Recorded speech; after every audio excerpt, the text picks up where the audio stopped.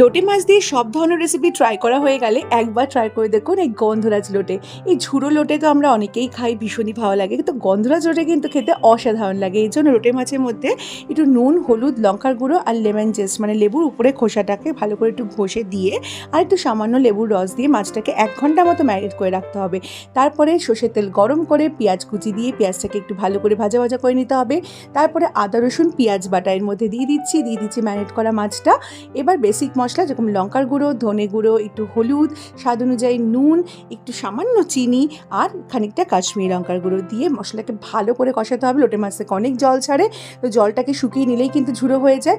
মোটামুটি যখন গা মাখা হয়ে যাবে তখন এর মধ্যে কাঁচা লঙ্কা কুচি আর একটু আবার লেমন জেস্ট আর একটু সামান্য লেবুর রস দিতে হবে।